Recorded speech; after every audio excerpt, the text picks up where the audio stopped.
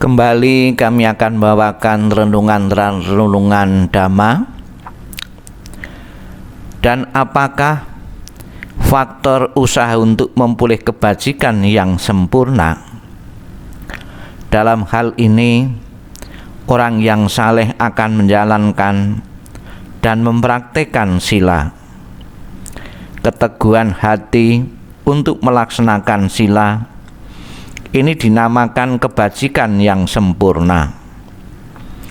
Aku akan membawa kepada kebajikan yang sempurna bila masih belum sempurna, dan bila sudah sempurna, aku akan melengkapinya dengan kebijaksanaan.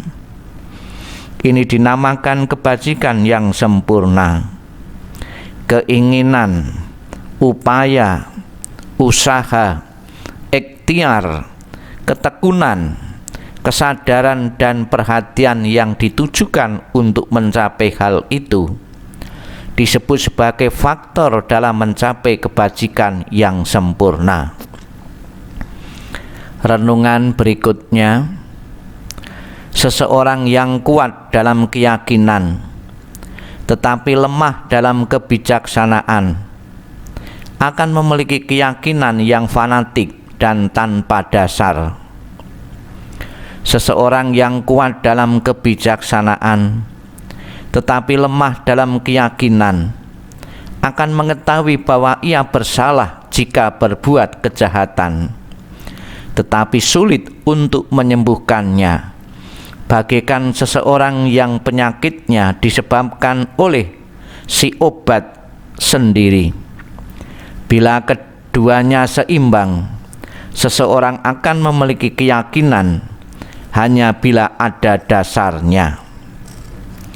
Renungan berikutnya, Asibanda Kaputa, seorang pengikut dari Niganta Nataputa, datang ke tempat Sang Bagawa berada dan beliau bertanya kepadanya, ajaran apakah yang diajarkan oleh Niganta Nataputa kepada para pengikutnya?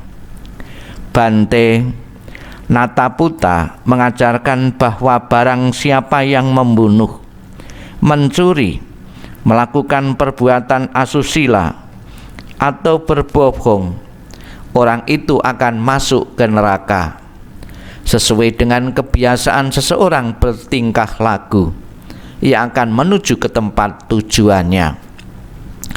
Tetapi bila engkau berkata bahwa sesuai dengan kebiasaan seseorang bertingkah laku, ia akan menuju ke tempat tujuannya, maka sesuai dengan ajaran Nataputa, tidak ada seorang pun yang akan masuk ke neraka. Bagaimanakah pendapatmu? Bila seseorang katakanlah membunuh siang atau malam ataupun setiap waktu, saat apakah yang paling merupakan kebiasaan baginya? Apakah saat ia membunuh atau saat ia tidak membunuh? Tentu Bante, saat ia sedang tidak membunuh adalah paling merupakan kebiasaan baginya. Sekarang, katakanlah seorang guru mengajarkan satu ajaran seperti itu, dan seorang penganut memiliki keyakinan terhadap guru itu. Penganut itu akan berpikir, guruku mengatakan bahwa barang siapa membunuh, mencuri, berbuat asusila, atau berbohong akan masuk ke neraka. Sekarang aku telah melakukan hal-hal itu sehingga aku akan masuk ke neraka. Dan dengan memegang pandangan itu, tidak menghentikannya, berpikir seperti itu, tidak menyingkirkannya, ia akan masuk ke neraka. Namun katakanlah seorang Tathagata muncul di dunia, beliau mencela, sungguh-sungguh mencela pembunuhan, pencurian, perbuatan asusila dan berbohong, dengan berkata, jauhkanlah dirimu dari hal-hal itu. Kemudian katakanlah seseorang penganut memiliki keyakinan terhadap guru seperti itu, apa maka penganut itu akan berpikir, Sang Bagawa dengan segala cara mencela, sungguh-sungguh mencela pembunuhan, pencurian, perbuatan asusila dan berbohong, dengan berkata, jauhkanlah dirimu dari hal-hal itu. Sekarang aku telah melakukan hal-hal itu. Itu bukanlah perbuatan baik, bukan hal yang baik. Tambahan lagi, aku akan sangat menyesal ketika mengingat bahwa perbuatan-perbuatan begitu tidak dapat dibatalkan. Dengan berpikir seperti ini, ia akan menghindarkan perbuatan-perbuatan itu. Dengan cara ini, ia akan dapat mengatasi perbuatan jahat. Dengan menghindarkan pembunuhan, ia terbebas dari pembunuhan. Dengan menghindarkan pencurian, ia terbebas dari pencurian.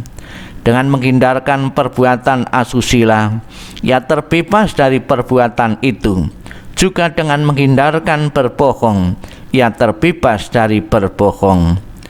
Dengan menghindarkan memfitnah, berbicara kasar dan omong kosong, ia terbebas dari semua itu. Dengan menghindarkan keserakahan, ia menjadi murah hati. Dengan menghindarkan kebencian, ia menjadi ramah. Dan dengan menghindarkan pandangan salah, ia menjadi seorang yang berpandangan benar. Siswa utama yang telah terbebas dari keserakahan dan kebencian tidak bingung, tetapi waspada dan berkonsentrasi, hidup dengan meliputi keempat penjuru dunia, ke atas, ke bawah, ke empat penjuru, ke setiap tempat, semua makhluk, seluruh dunia, dengan pikiran yang penuh cinta kasih, welas asih, simpatik dan kesimpangan batin yang tersebar secara luas, tumbuh, membesar. Bagaimanakah sebuah peluit kulit kerang yang hanya dengan sedikit tiupan dapat menarik perhatian keempat penjuru? Demikian pula, tiada satu pun yang terlewatkan oleh cinta kasih, welas asih, simpatik, ataupun keseimbangan batin itu. Sadu, sadu, sadu.